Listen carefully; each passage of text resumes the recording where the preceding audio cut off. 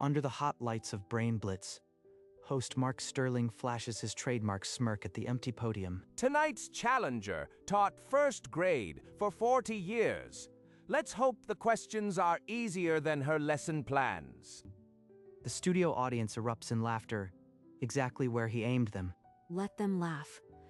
I didn't spend 4 decades in front of tougher crowds for nothing. A retired school teacher. Ladies and gentlemen, some people collect stamps. Our Catherine here collected chalk dust. Catherine Miller offers no reaction, only her thumb gently brushing the edge of the buzzer. Well, Catherine, ready for the easiest night of your life? The home audience could use a little nap.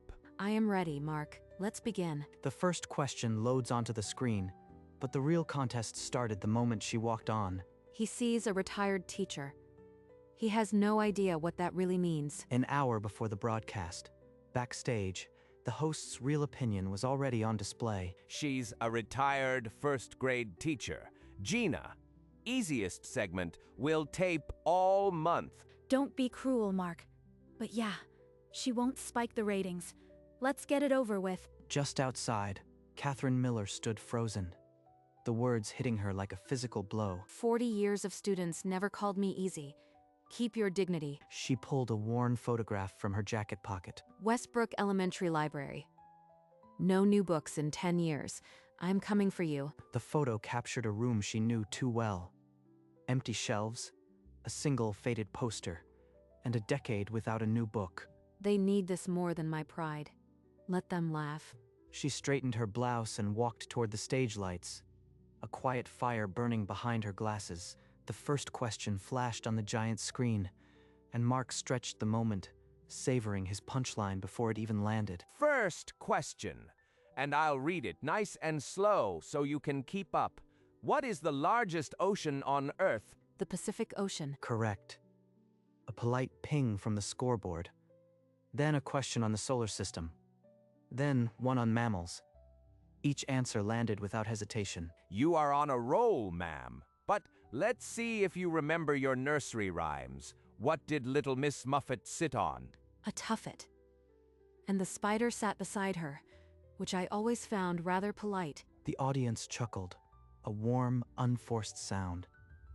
Mark's grin stiffened. 4 more questions followed, from state capitals to famous inventors. Catherine answered each one before the buzzer's echo faded. By question 8, the scoreboard glowed a steady 8. Mark tapped his cue card against the podium, the edge digging into his palm. She was supposed to be tonight's easy entertainment. Now the audience is hers. Mark Sterling was done playing soft. He jabbed a button on his console, and the category screen spun to advanced sciences. Let's move beyond grade school geography. What is the chemical formula for ozone? Catherine blinked, and for a half second, she was back in a crowded classroom with a broken projector and 30 students waiting to hear about the atmosphere. I taught chemistry with chalk and a cracked periodic table. This is a gift. She answered O3 without pausing, then followed it with the role of the ozone layer before Mark could even read the follow-up. The next question dove into medieval history. The next into a sonnet by Shakespeare. Correct. Correct. In the control booth, Gina leaned toward her monitor, hand pressing her earpiece tighter. Mark, I don't know what's happening, but she's pulling numbers. Keep her going. She's your ticket tonight. The audience, which had started in easy laughter, had gone quiet with something closer to awe. She was supposed to lose by question 5. Now she's at 15, and I am the one who looks like a fool.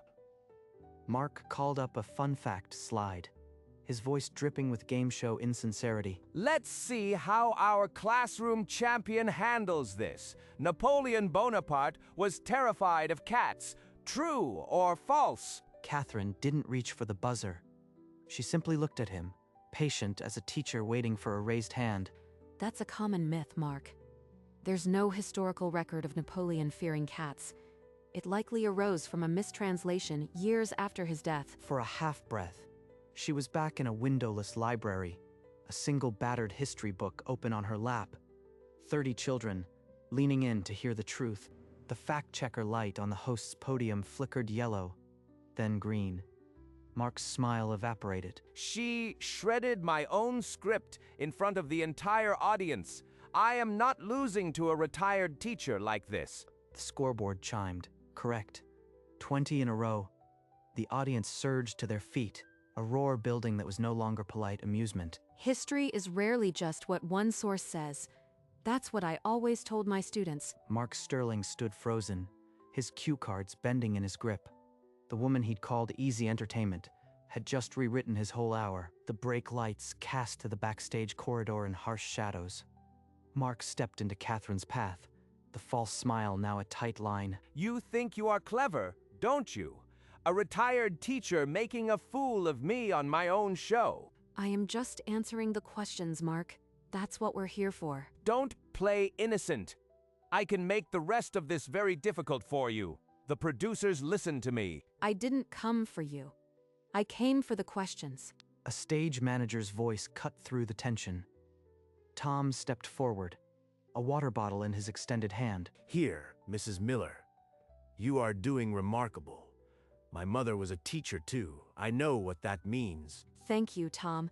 That means more than you know. Mark's glare drilled into them from the corner before he turned and stalked back toward his podium. He can't touch me. Not with all those eyes on me now. The lights came back on, and Mark Sterling adjusted his cufflinks, forcing the smile back onto his face. Lightning round, Catherine. No pauses. Let's see if you can keep up. Geography, science, literature. Questions flew like jabs, and Catherine answered each before the echo could fade. For a blink, she was back in a classroom with a leaking roof and a single broken microscope for 30 students. What did Thomas Edison invent that improved communication in the 1800s? Be careful. I said improved, not invented. It was a trap. Edison didn't invent the telephone, but he improved its transmitter. Catherine recognized the bait within a heartbeat. Edison improved the telephone transmitter, but Alexander Graham Bell is credited with the invention. The question hinges on the word invented, Mark. The audience gasped before surging to their feet. The applause a thunderclap that left Mark gripping his cue cards like a shield. The scoreboard flipped to 30. The studio record, 35, was no longer a distant dream but a breath on their necks. 30 more questions ahead.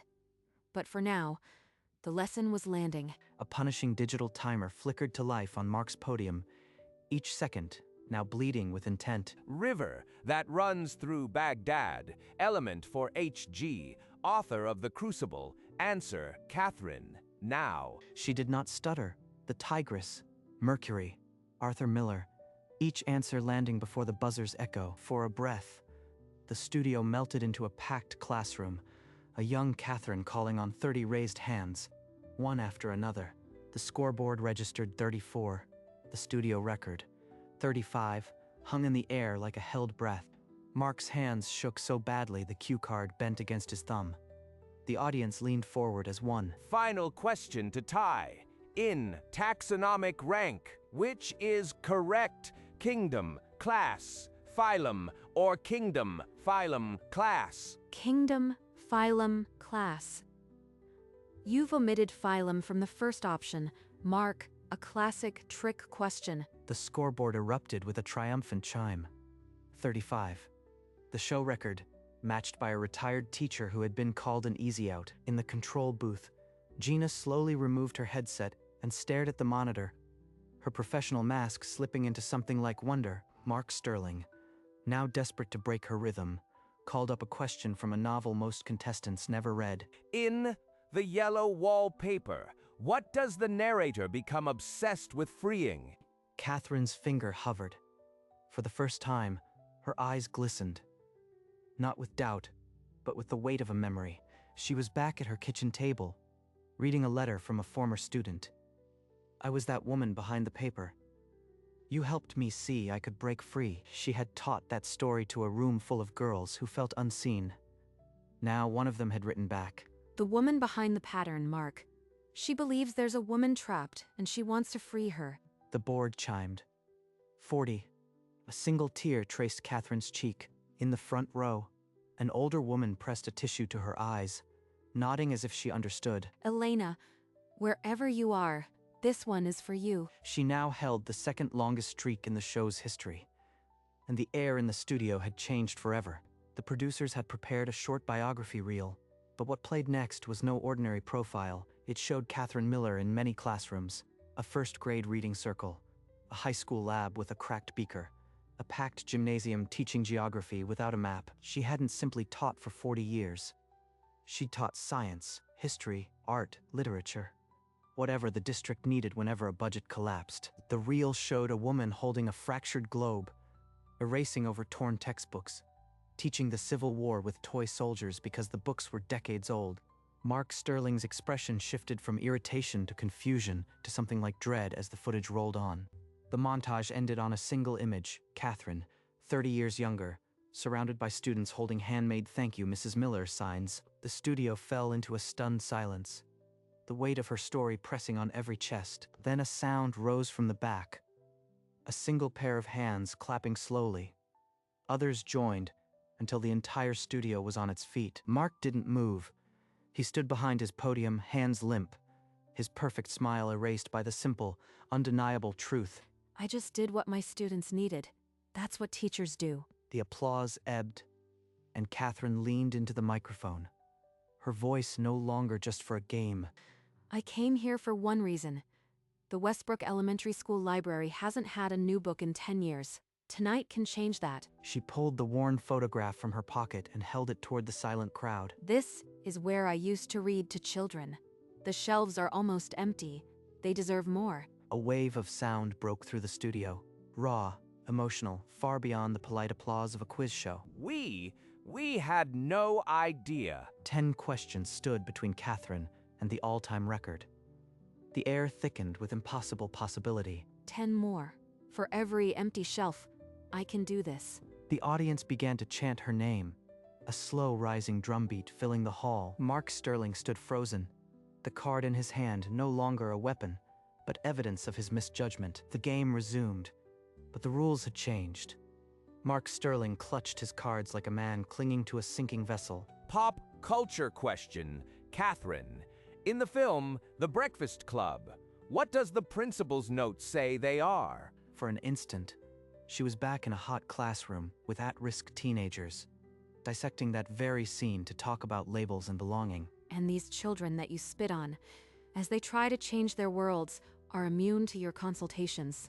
They're quite aware of what they're going through. She corrected him gently. The principal didn't write the note. The students did. Mark's face twitched. I taught that movie to kids who felt invisible. They saw themselves in that note. The scoreboard chimed again and again. 41, 42, 43. Each number a hammer blow. Mark Sterling slammed his cue card on the podium, his composure a wreck beneath the studio lights. The audience was on its feet, no longer just cheering. They were willing her forward with every breath. 45. The all-time record of 50 was no longer a distant legend. It was a living, breathing possibility in the very room. Mark Sterling, his career flashing before him, gripped the microphone with a desperate final gambit. This is absurd. She's a teacher. She's been trained to memorize facts for 40 years.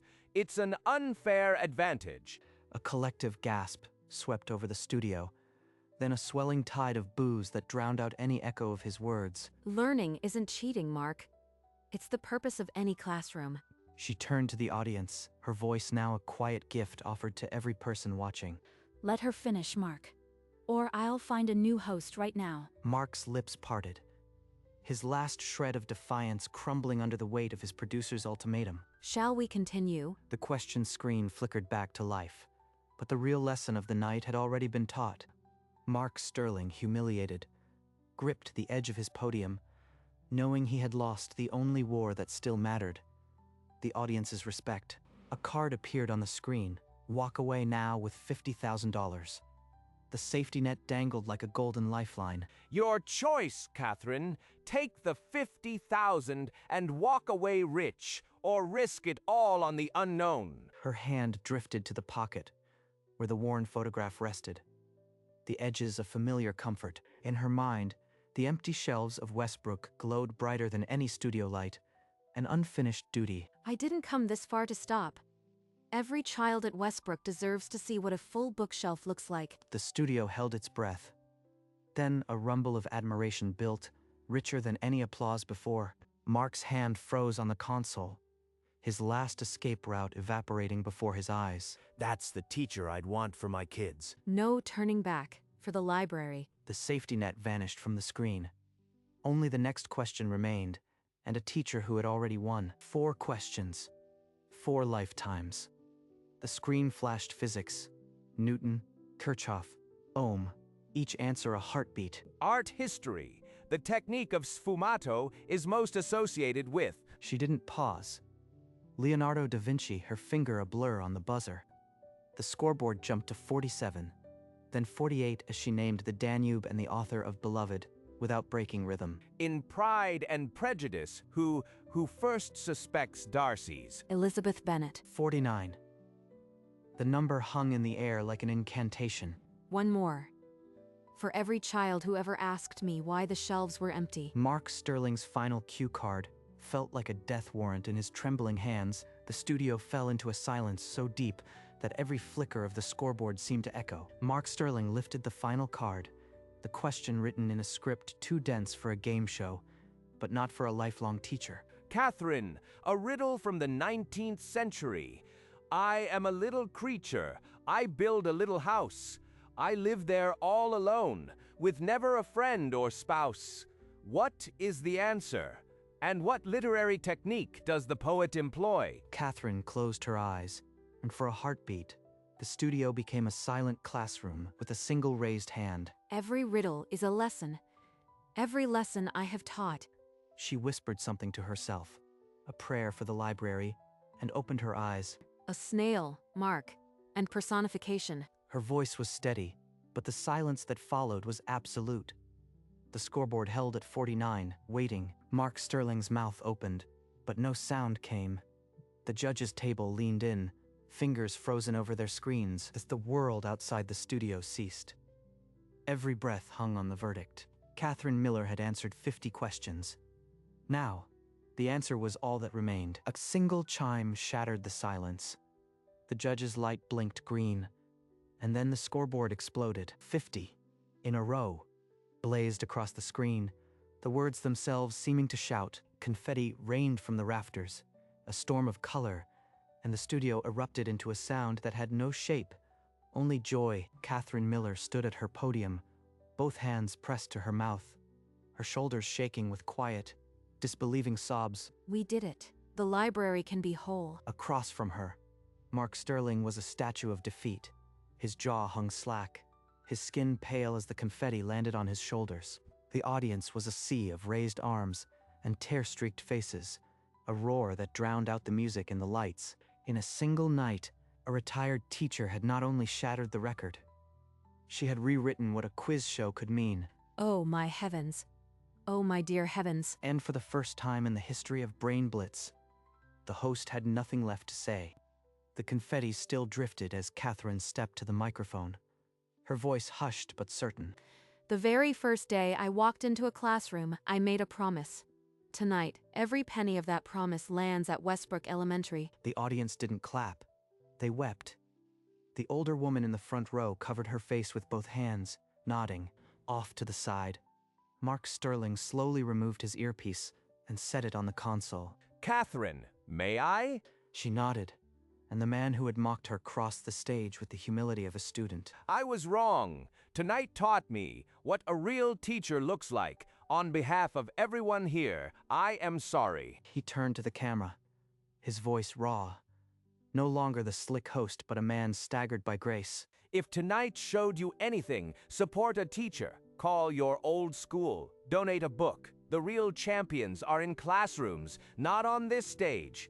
And as he said it, Catherine Miller closed her eyes and let the tears fall. Her 40 years of ordinary days transformed into one extraordinary night. Backstage, the crew parted in silence as Catherine walked off, still clutching the worn photograph.